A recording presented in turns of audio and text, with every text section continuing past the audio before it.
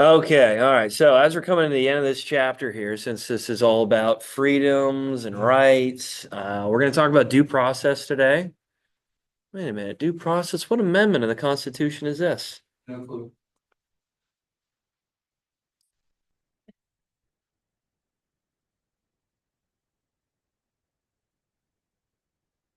Yeah, I did. Anybody? It is the 14th Amendment. All right, so we'll talk about the 14th Amendment today and how it deals with certain court cases and how it relates to today. So, Yari, listen to this. Your current event might actually be mentioned today. We'll see if you want to research it. It's up to you. Because 14th Amendment gets brought up almost, I want to say almost every single day, multiple times a day when it comes to decisions within courtrooms and matters that happen all the time. All right, so real quick, here's your assignment, recreate a court case video. I would like you guys to work with a partner on this. Anyway, you can if you want. If you want to work by yourself, it's fine. But working with a partner is a little bit easier. So when it comes to filming, so you have different people involved in a video. If you want to ask someone that's not even in the class to help you out, if you have a friend, great. I don't know, Grace, yeah, Olivia, if you want to ask Gracie, your sister, all right, let's get into it. Sure, whatever. She's never home. Oh yeah, she's at school. All right, I'm gonna make this do. How about this? Hmm. The 15th? Yeah, what on earth? How about next Friday? Next Friday, and I'll give you guys time to work on it. I promise. Outside. Wait, you won't be here.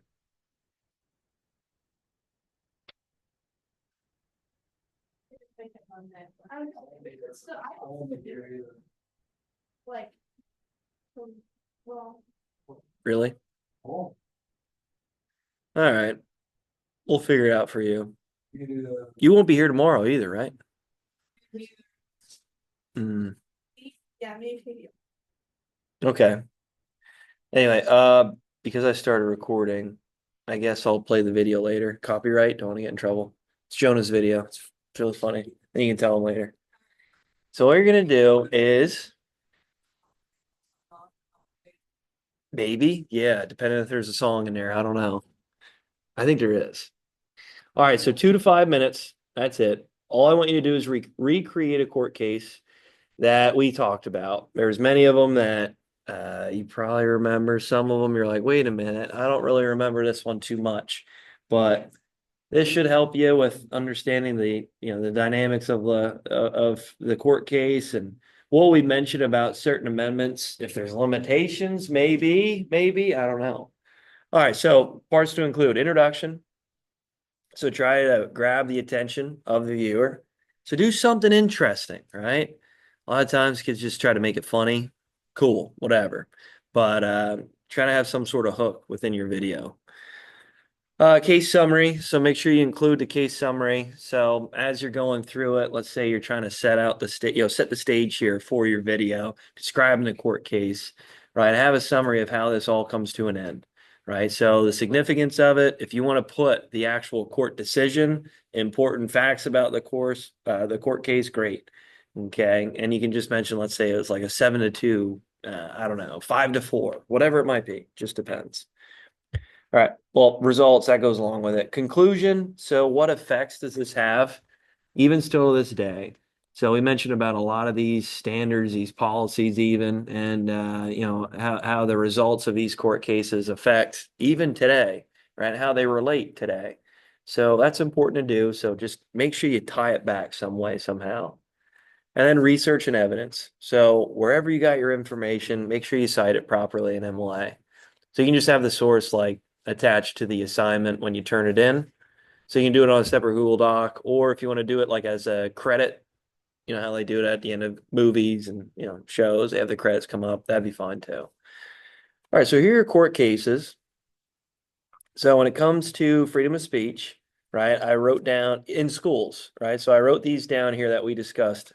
So Tinker versus Des Moines. You guys remember the Tinker test? Yeah, the black armbands, symbolic speech. There you go.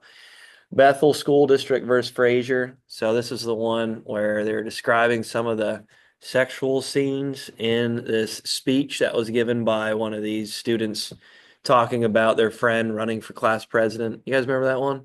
All right. And then Hazelwood versus Colmeyer. This is about the newspaper. The principal took down a newspaper. So if you want to relate it to today, that'd be cool too. So that'd be something interesting. So you can talk about like maybe the school news, talk about, talk to her up, getting on as an anchor or something and just totally screwing it up. Actually, they had to pull down a video the other day. Oh, we'll talk about it then. Don't you remember the bleep in the one video? Yeah, took it down.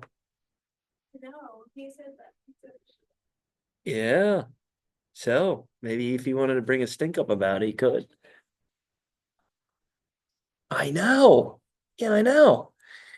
All right, establishment clause. So this is about some of the court cases about religion in the United States. So remember Minersville versus Gobitis? That was one where a student was Jehovah Witness pledging to the flag. So as they were pledging to the flag, he didn't stand up for it because it was like pledging to a symbol, showing an appreciation to a symbol, and they can't do it if it's not related to religion. Does that make sense? So with that, we talked about that court case. That was something important that came down to the Supreme Court, where they actually sided with the school district, punishing this student. So that's one you can do. Free speech and assembly. So we did talk about, Finer versus New York. We just went over that one. So this is where you had, Finer talking to a bunch of people here in New York City about some of the issues with the civil rights, civil right concerns in New York in the 1940s. And because this was presenting a clear and present danger, they said, hey, we're going to have to take this down, right? We can't allow you to just continue to speak about these matters. Freedom of the press. We just talked about this yesterday and 2 days ago. So there's a lot of court cases here that you can mention. New York Times versus United States. That's the Pentagon Papers. Remember? Okay. And then segregation. So we're going to talk about this here today with the 14th Amendment when it comes to due process. So this would be, again, something that you guys can research and reenact. Now, just be careful. Some of these scenes, again, could be, obviously very serious. So just be careful of what you guys do when it comes to the court case you reenact, right? So there might be some language that was used in the courtroom that's maybe not acceptable today, right? Situations back in the day that obviously is not acceptable today. So just be careful of what you guys record and what you guys post. Does that make sense? All right. Don't want you guys getting in trouble here. Okay. All right. So I'll show you guys the video then later. Does that work? All right. Just because I don't want to get in trouble here. Jonah might try to take down my page. Could you imagine old Jonah doing that? I'd be really upset. That'd be really upsetting there. Okay, here we go. So let's get to it.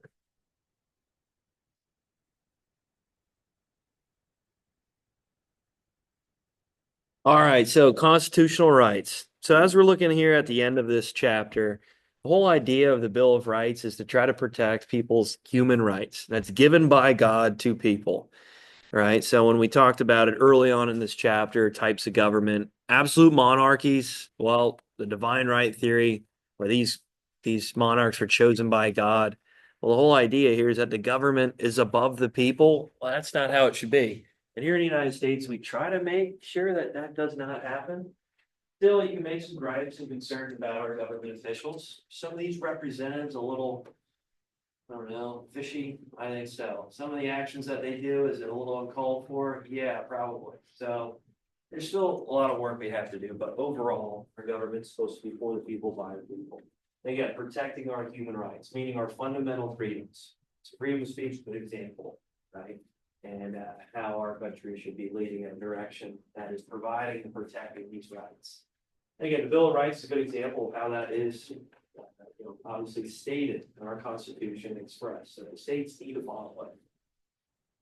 All right, so continuing on here with that, the state and local governments, they have to, obviously, show and express the Bill of Rights as being the basic human rights that we deserve, and that we need protected, okay? So when it comes down to it, there are a lot of laws that we mentioned in these court cases that came up where these states are trying to prevent people's freedom of speech, freedom of assembly.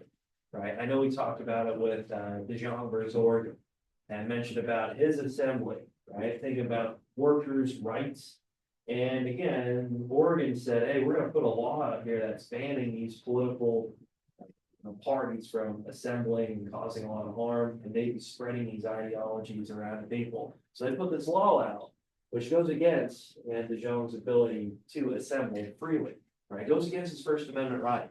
So in other words, it's saying the Bill of Rights is protected, the states have to adhere by it, and if they create a policy or law that goes in against the Bill of Rights, any rights that are granted to the people, then that can't be allowed, right? These policies, these laws need to be stripped, be taken away, right? So showing that the national government, the Bill of Rights is enshrined, states need to follow it. Even though states might have different laws and policies from one another, right? They all agree that they need to follow the Bill of Rights and Constitution. Good, yeah, you guys got that down, I hope we're. Charlotte, yeah? Can you wait for a second? Can I get over this? Okay, great. So, moving on. So again, when it comes to the Bill of Rights, obviously, protection of unreasonable search and seizure, that's important, right?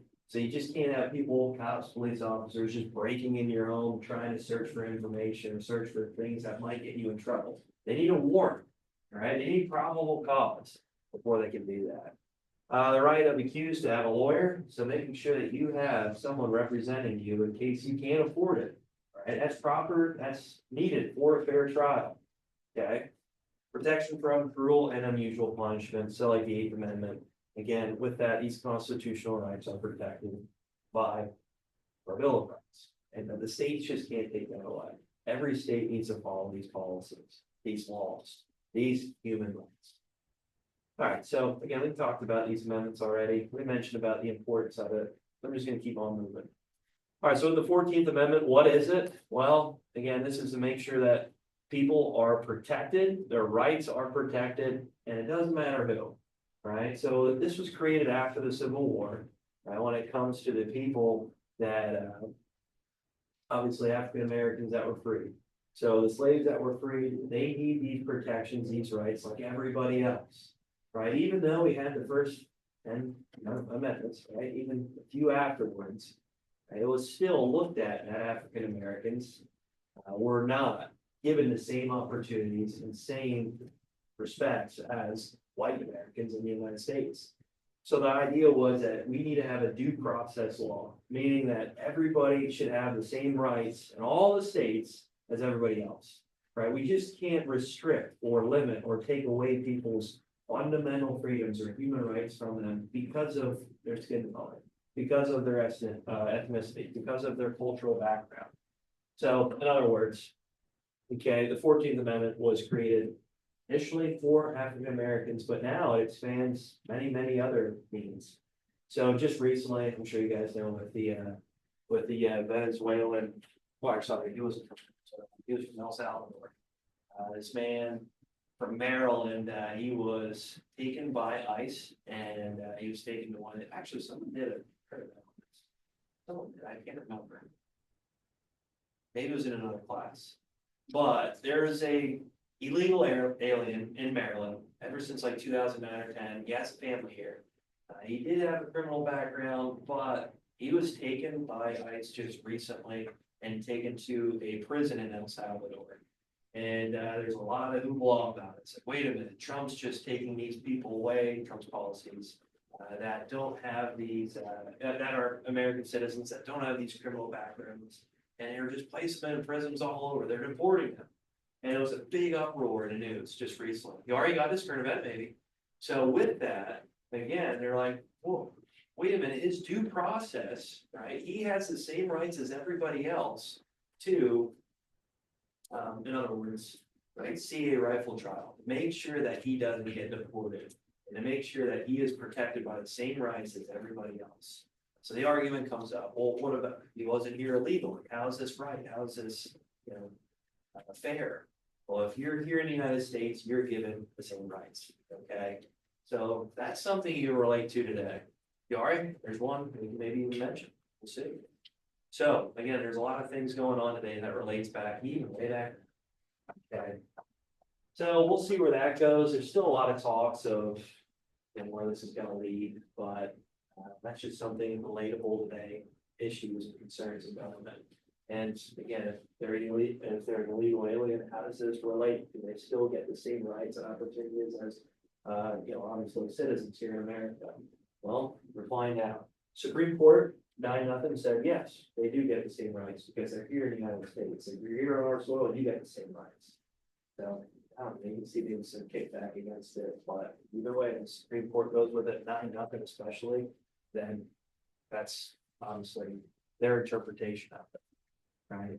So, again, what was the purpose for it? Protect rights of former slaves, made state government protect citizens' constitutional rights, and limit the power of state governments after the Civil War.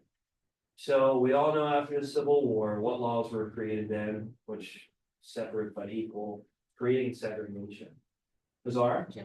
The Jim Crow laws. So was there still division? Unfortunately, yes, right? The 14th Amendment was supposed to protect many African Americans, but in other words, cause still some harm here in some of the southern states. Anyway, leading more on, let's move. So these are some situations here where you look at the 14th Amendment and say, hey, does this apply? So when you think about people under 21, adults under 21 can't drink alcohol. So if you're, oh, so everybody didn't hear this. So would you complain to the government and say, hey, wait a minute, this isn't an equal opportunity for everybody here. Just because of my age, I can't drink. Right, this isn't right. Do you think this would hold up? Do you think this is something that we look at and say, you know what, you guys, because you're younger here, right, you are deprived of this right, this opportunity to drink. What do you guys think? Do you think this goes against the law? What do you think? What do you think, Azara? Go ahead. I don't think it's right that at 17, you can join the military, but we can't drink alcohol. Okay, so that's a good point. That's a good point. Well, why do you think we set the age to 21? What do you think? Why? Dated or all right, good. Yeah. So when you think about it, when you're younger, you're a little inexperienced. When it comes to it, comes down to it, your brain hasn't developed fully and could do a lot of harm. Let's face it, kids, teenagers, young adults. That come 30, I'm still making some mistakes here and there. Do some dumb stuff. But especially when you're younger, it's like these are learning moments. And it's probably good to make sure we have an age that's suitable for kids and young adults to learn the ropes a bit, right? To make sure that they don't get behind the wheel after having a few drinks, right? To make sure that they're making better decisions. And typically when you're older, you do. So it wouldn't go against this due process law. But anyway, you can see maybe why he had some arguments. Zara, that was a good one, right? Join the military, right? Getting, you know, let's say if there's a draft, right? What? I can't hear you, sorry. Yeah, right. If you get drafted here at 18, you can, but you can't have a drink, really? Come on now. All right, women can't be firefighters. Okay, what about this? What we got here?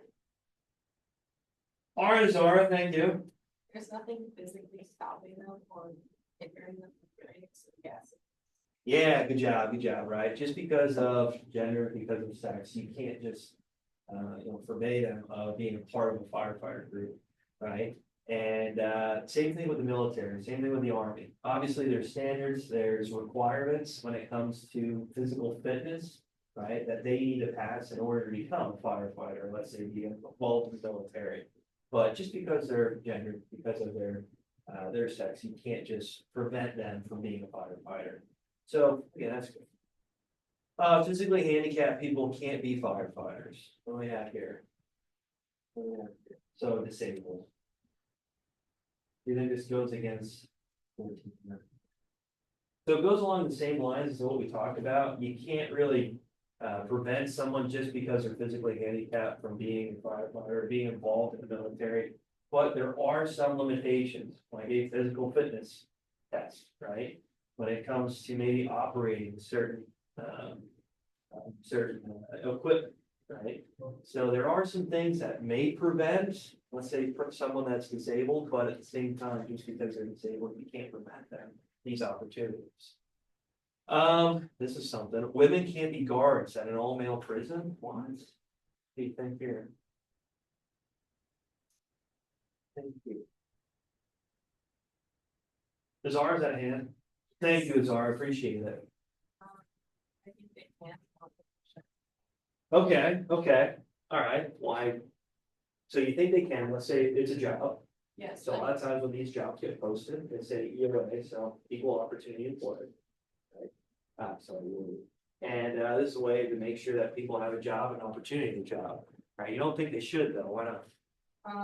There's a lot of violence within prisons and there's statistics showing that female guards are more likely to get assaulted in male prisons. Yeah, I mean, let's face it, when it comes down to it, ace prisoners, a lot of them might be bigger and stronger men. And yeah, this could cause a lot of harm, a lot of concerns for all in this position. Right, this kind of falls along the lines of these first two that we just talked about. That's kind of the same meaning when we talk about physical fitness, especially, and the demands for it. Only men have to register for the draft. Hold up, wait a minute. Huh? What do we think here? Katia, I heard a lot from Azara today, so.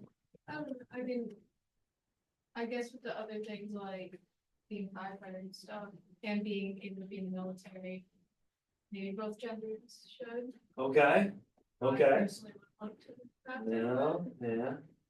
No discrimination here, huh? If I'm going to the front lines, you're going there too. Oh, Azara. I think this is a little different because there's a ton of different positions within the military. Like I wanted to be a combat medic, which is more suited for women than men. So I think they should be drafted. If men are gonna be forced to be drafted, I just think that it's not the same as the others. You don't have to be as physically fit to do certain jobs in the military. Good, that's a good response. Yeah, good. So when it comes to combat roles or, different types of demanding jobs, positions, yeah, there's different roles, different jobs. Yara, what do you think? The draft. I think women should be drafted. Same with men here to the military if the war breaks out. Probably not, just like. Okay. Not saying like they can't be, but. No, I see what you're saying. What do you think about it emotionally? I guess you women here, but typically emotionally, when it comes to your mindset on the battlefield, decision making, when you talk about some of the physical attributes to a position like this, or, let's say an environment like this. Right, obviously, when we picture it in our mind, it's more suited for men, but Azara, I really like your response there. Good. So right now, it's only men. Right, there were some movements, though, just recently, beginning the school year, that there was a lot of Democrats too. They're saying, hey, women should be drafted in the military too in case of a war that breaks out. I mean, obviously, we'll see where this goes, but I don't think that's gonna go. It got shot down, so girls in here. Relax. All right. Okay, so when it comes to, again, the 14th Amendment, this was all set up again when it comes to the civil rights. Right, the civil rights movement, even before this, obviously, when after the, when it comes to the Civil War, right? And how the Jim Crow laws really bend the rules here. And how this caused a lot of harm, a lot of issues, again, segregation, separate but equal, in all reality, wasn't equal. Right, these forms of transportation, the resources provided, the opportunities, the schools, public facilities, it was not the same. A lot of this funding went to white schools rather than, let's say, African American schools. So we're just looking at that. Transportation, not the same at all either, right? So this funding wasn't allocated equally. All right, this is the last thing I want to talk about. Okay, so in the due process laws, when you're looking at the Fifth Amendment, okay, when it comes to provide, the federal government cannot deprive any person life, liberty, or property without due process. Right, after the Civil War, obviously they needed to make sure that African Americans were protected, right? And that they had the same laws as white Americans here in the United States after the Civil War. And again, this guarantees it. So here's two different court cases that I thought were interesting when it comes to due process. So here's one, I can't really pronounce, I'm gonna try my best. Rockin versus California. I mean, I think that's, anyway, Rockin versus California. Here's a case where this man was believed to be a drug dealer, okay? So the cops through, the police officers through,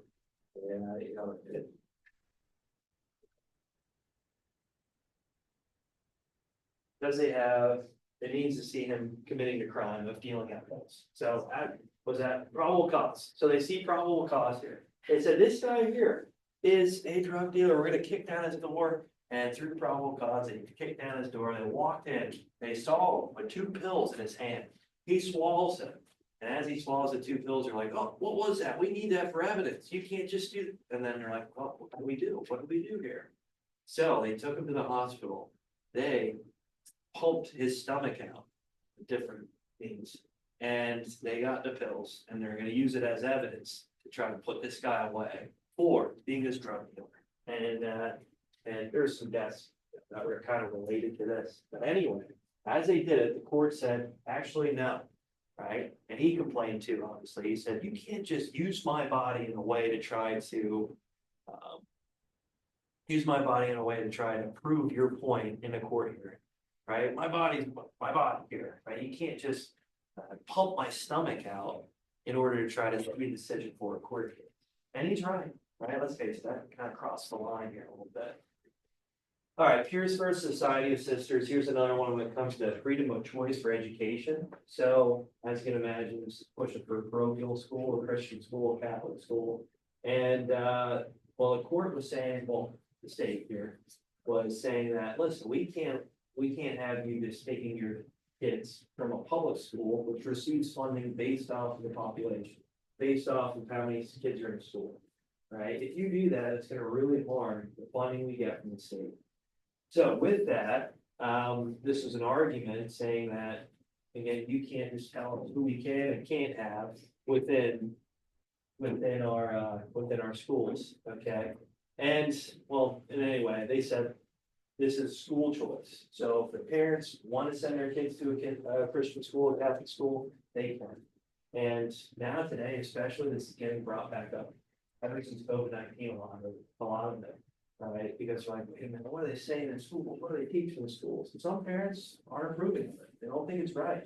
And well, now there's more of a push in a lot of the states to give opportunity for parents to say where you can send your student, part of your kid, right? Where your kid should receive an education. So in other words, you can still kind of see these things pop up today in different accounts, but very similar. All right, I'm going to show you guys this video here quick. I think you'll enjoy it.